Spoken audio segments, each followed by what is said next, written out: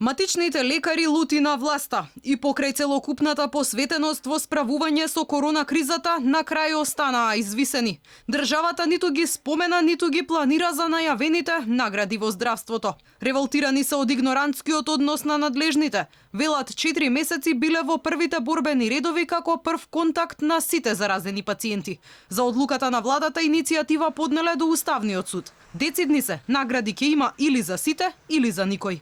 Ние не може некој постојано да не игнорира и да не множи со нула во здравствениот систем. Ние сме дел од ова јавно здравство. Секој матичен доктор има пациенти кои што имаат проблеми со овој момент на ковид, се тестираат преку мој термин, преку порталот, значи се прави анкети, се што требаше, сите правила, протоколи се испочитувавме.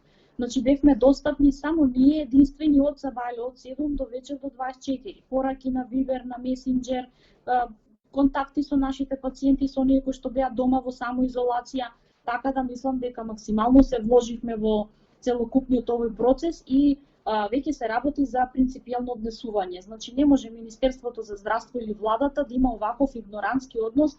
Награди за матичните нема, ама државата не пропушти прилика да им воведе дополнителни трошоци. Од август фондот им наложил да си набават електронски печат, што ќе ги чини и до 3000 евра годишно. Срамота е, велат, ем најмногу работат, ем најмногу плаќаат. Имаме ние институција во државата која што се вика Мој термин, има одлични бази на податоци.